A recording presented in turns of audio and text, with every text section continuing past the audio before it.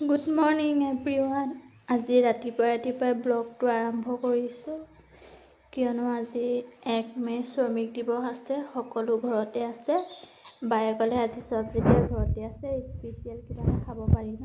মোৰো পাৰি। তো বায়ে ক'লে ঠিক আছে তই বনাবি, মই লেগ পিচ লৈ আহোঁ চিকেন। বোলো ঠিক আছে আনা যোৱা, ময়ে বনাই দিম। সেয়া ৰাতিপুৱা পটাপট কাম বন কৰি মেলি আজৰি হৈ গাটো ধুই আহিছোঁ। গাটো ধুই গম পায় মাইকী মানুহৰ গাটো ধুই অহাৰ পাছত ক্ৰীম পাউডাৰ লগাই সেন্দুৰকণ মেইন সেন্দুৰ লগাই লৈছোঁ। ইফালে বাও বজাৰ কৰিবলৈ গ'ল। বা নোহোৱাৰ আগতে মই ৰেডি হৈ লওঁ। বা ঘৰ বেছি দূৰত নহয় বাৰু, ভাবিছে নেদুৱাল বুলি দূৰত নহয়, ওচৰতে। আমি তলত থাকোঁ, বাহঁত ফাৰ্ষ্ট ফ্ল'ৰত থাকে। আৰু এয়া মই ফুট চুট লৈ মেলি ৰেডি হৈছোঁ। মই আকৌ লিপষ্টিকখন লগাই ভাল পাওঁ দেই, লিপষ্টিকখন মেইন। কোনে কোনে মোৰ নিচিনাকৈ গা চা ধুই লিপষ্টিক লগাই কমেণ্ট কৰি জনাব দেই। আৰু দেখিছে ফাইনেলি ৰেডি হৈ ল'লোঁ। মূৰটো ধুলোঁ কাৰণে মূৰত গামোচাখন মাৰিয়ে আছোঁ। দৰ্জাখন মাৰি লৈছোঁ, ঘৰত কোনো নাই যে। আৰু এতিয়া মই যাম বাহঁতৰ ওপৰত।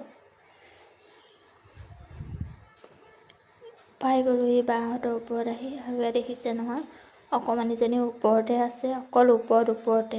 মোবাইলটো দেখিলে ভাবিছে মা ব্লগ বনাইছে, সেইকাৰণে কৈছে হাই।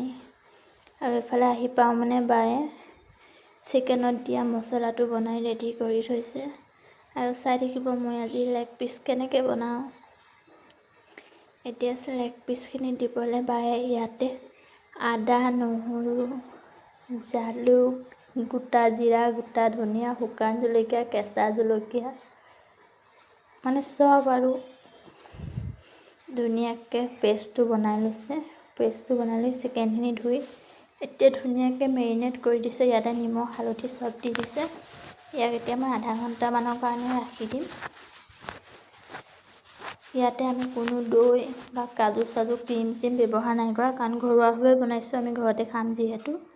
এতিয়া মই ইয়াতে দি দিম এতিয়া কেইটামান পিঁয়াজ কাটি থৈছিলোঁ আৰু বিলাহী 2টা। এইখিনি মই ধুনীয়াকৈ মিক্সিত দি পেষ্ট এটা বনাই ল'ম, কাৰণ আজি ভাবিছোঁ যে গ্ৰেভি বনাম ধুনীয়াকৈ, মানে পেষ্টটো ধুনীয়াকৈ বনাই লৈছোঁ। আৰু এইফালে সেয়া পেষ্ট বনাই মেলি হৈ গ'ল। এতিয়া মই গেছটো অন কৰি গেছটোত কেৰাহীখন বহাই তাতে অকণমান তেল দি লৈছোঁ। আলুখিনি প্ৰথমতে ফ্ৰাই কৰি ল'ম, কাৰণ চিকেনত আলুটো অকণমান ফ্ৰাই কৰি দিলে খাবলৈ ভাল লাগে। আলুটো কেতিয়াবা মিঠা মিঠা লাগে ন, সেই মিঠাটো নাইকিয়া হৈ যায়। কোনে কোনে বনায় মোৰ দৰে এনেকৈ চিকেন জনাব দেই কমেণ্ট কৰি। সেয়া দেখিছে নহয়, সেই আলু ভজা তেলতে মই এটা শুকান জলকীয়া আৰু 2টা তেজপাত দি লৈছোঁ। সেইখিনি ভাজি হোৱাৰ লগে লগে মই ইয়াতে দিম এতিয়া মেৰিনেট কৰি ৰাখিছিলোঁ যে পিঁয়াজ আৰু বিলাহী গ্ৰেভিখিনি, এইখিনি ধুনীয়াকৈ দি দিম। ইয়াত এটা কেঁচা গোন্ধ ওলায়, সেই কেঁচা গোন্ধটো নোযোৱালৈকে মই ধুনীয়াকৈ ভাজি থাকিম।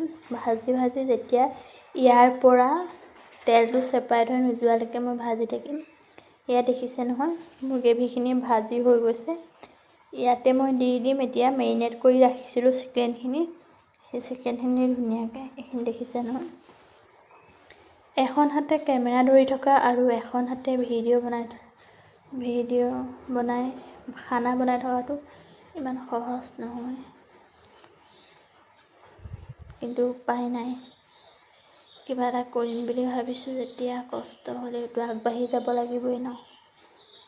ইয়াত দেখিছে ন কথা পাতি থাকোঁতে মোৰ ইয়াত ভজা হৈয়ে গৈছে। ভাবিছে চাগে কিটচনটো পটককৈ চেঞ্জ হৈ গ'ল, কেনেকৈ সলনি। বাহঁতৰ গেছটো বহুত কমকৈ জ্বলে, সেইকাৰণে মই ক'লোঁ কি চিকেনখিনি মই তলতে বনাই ভাতটো ওপৰতে খাম। তাৰপৰা মই চিকেনখিনি তলতে ধুনীয়াকৈ বনাইছোঁ। এইখিনি ধুনীয়াকৈ ফ্ৰাই কৰি লৈছোঁ। আৰু মই এইফালে ভাত পাতি দিছোঁ আৰু দালি বনাই হৈ গ'ল। মই ভাত দালিটো বনাই থৈছিলোঁ আগতে, এতিয়া অকল চিকেনটো বনালেই হৈ যাব। এইখিনি দেখিছে নহয় কি ধুনীয়া লাগিছে। এইখিনি ভজা হৈয়ে গৈছে বাৰু। ইয়াতে পানী বেছি নিদিওঁ, পানী অকণমান দিম গ্ৰেভিৰ কাৰণে। ইয়াতে পানী দি পিনি মই ইয়াক 15-20 মিনিটমানৰ কাৰণে ঢাকি দিম।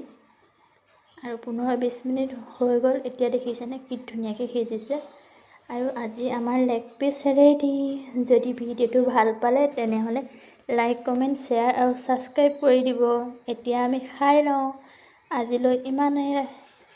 এয়া দেখিছে ন, ভাত পানী নাখায়, অকল ভিডিঅ' বনাই থাকিব লাগে, ৰিলছ ইনষ্টাত।